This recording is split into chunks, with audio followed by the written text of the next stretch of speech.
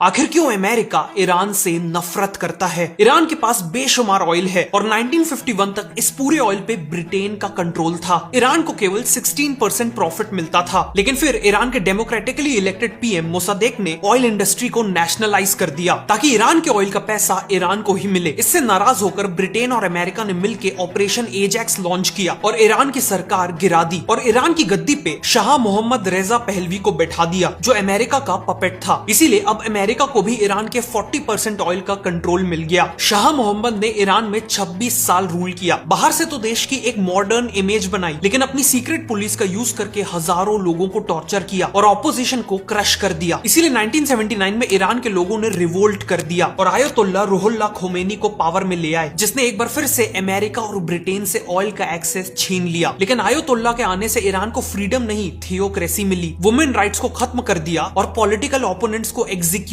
कर दिया गया। इसी दौरान ईरानियन स्टूडेंट्स ने ईरान में 52 अमेरिकन डिप्लोमेट्स को 444 डेज तक बंदी बनाकर रखा। अमेरिका के लिए ये बहुत बड़ी इंसल्ट थी। इसीलिए 1980 में जब इराक के सद्दाम हुसैन ने ईरान पर हमला किया तो अमेरिका ने उसे वेपन्स और इंटेलिजेंस देके सपोर्ट किया। इस वॉर में लाखों ईरानियंस मारे गए, जिसके बाद ईरान ने भी ठान लिया कि अब वो और पावरफुल बनेगा। उसने हिजबुल्लाह और हमस जैसे ग्रुप्स को फंडिंग देना शुरू कर दिया और अपना न्यूक्लियर वेपन्स प्रोग्राम भी स्टार्ट कर दिया। इसी न्यूक्लियर प्रोग्राम को रोकने के लिए अमेरिका ने ईरान पे इकोनॉमिक सैंक्शंस लगा दिए। लेकिन फिर 2015 में ओबामा ने ईरान के साथ एक डील की, जिसके बाद ईरान ने अपने न्यूक्लियर प्रोग्राम को लिमिट कर दिया और न्यूक्लियर सैंक्शंस हटवा लिए। लेकिन फिर ट्रंप आए और उन्होंने इस डील को वर्स्ट डील एवर कहते हुए डील को कैंसिल कर दिया और अपनी सेकेंड टर्म में नई डील के लिए नेगोशिएशंस करने लगे। और रिसेंटली जब ट्रंप को नेगोशिएशंस अपने फेवर में जाते हुए नहीं दिखे तो यूएस और इजराइल ने ईरान की सरकार गिराने के लिए उस पर हमला कर दिया।